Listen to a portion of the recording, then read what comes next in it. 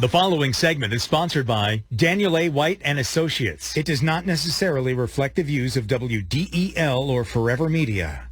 Rick Jensen on 1150 AM, 1017 FM, WDEL. Well, I've been a client of Dan White for many, many years, and for those of you who listen regularly, you know that I'm really happy, and you know the reasons why. So Andrew Wood is one of the associates that works with Dan White. He's a great guy, smart as all get out, even if I can't talk today.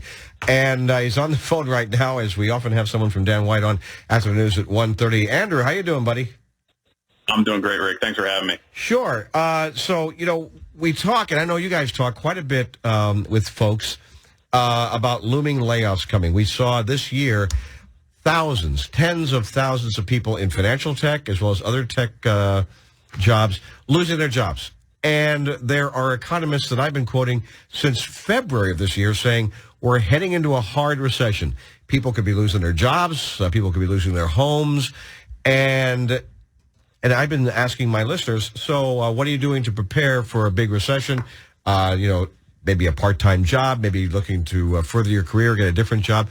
This is very real, even if the administration or nobody else in government really wants you to know it. There are people in the private sector and economists at, for example, University of Pennsylvania. You've got Peter Morici, who's won many, many awards for his excellent forecasting when it comes to the economy.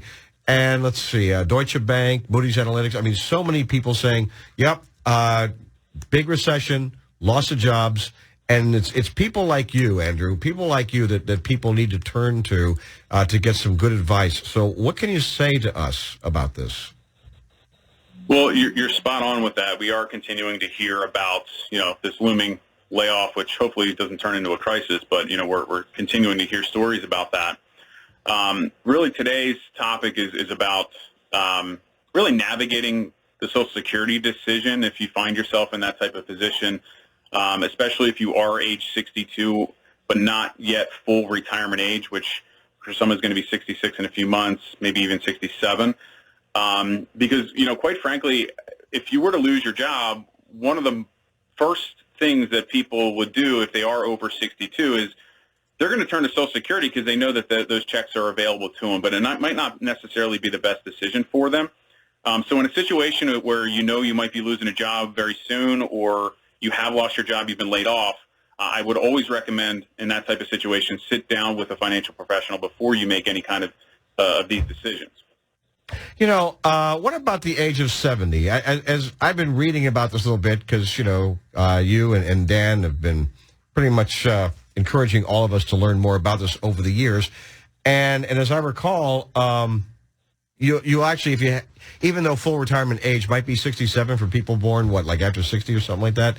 But if you wait, till you're 70 years old, rather, you get even more money. Is that true? Correct. So for every year that you wait beyond full retirement age, your Social Security check will go up by that 8% delayed retirement credit. So 8% a year plus any cost of living adjustment. So you can certainly get more the longer that you hold off. So just because you retire doesn't necessarily mean that you need to, make that phone call or march down to the office and start claiming your benefits. Gotcha. That's what I was reading but it's 70, I think, is this cutoff point because, what is it, 70 and a half? You have to start taking money or what's the deal on that, 70 and a half? Yeah, well, those delayed retirement credits, the increases, they will stop at age 70. So there's no benefit. I see. To wait beyond age 70 to start collecting your Social Security check. But really, again, just to get back onto, topic of this what could be issue with layoffs coming up, if you're not yet full retirement age, you lose your job and you're not ready to retire yet and you still want to look for work. Now, if you've made that decision to file for your Social Security, you're going to get a smaller amount because the earlier you take, you're going to get a smaller check. But then if you're not yet full retirement age, there also is an earnings limit, which we call the earnings test. Now, for this year coming up, for 2023, for every $2 of income that you make over $21,240 a year, you're going to pay back. For every $2 of income over $20,240, you end up paying back $1 in benefits. All right, so here's the dilemma, right? You lose your job. You're not yet quite ready to retire, and you file for your Social Security check. And now all of a sudden you're told, well, you shouldn't be making over that $21,000 and change per year. All right. Mm-hmm. So what I would tell you is, look, if you claim your Social Security check, what you want to do if you want to continue to work is try to find the best paying job you possibly can. Yeah, you'll end up paying back benefits, if you make over that amount.